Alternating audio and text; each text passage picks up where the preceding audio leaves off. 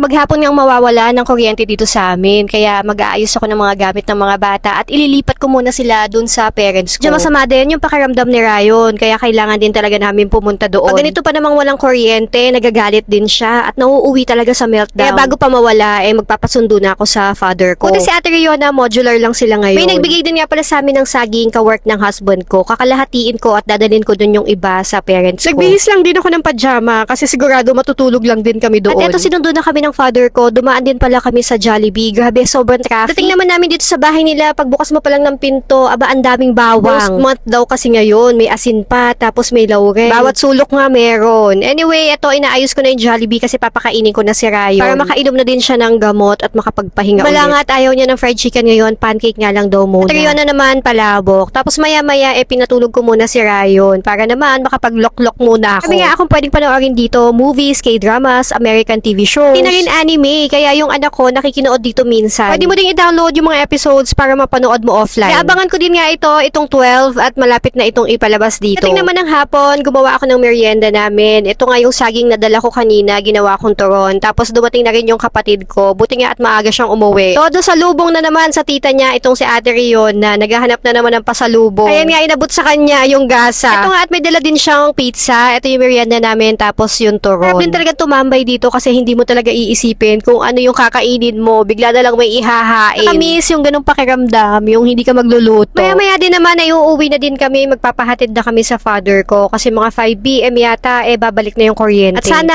okay na si Ryan para makapag-practice na din siya ng sayaw at intrams pala nila. Yan naman yung mga ganap for today's video. O siya, see you next vlog!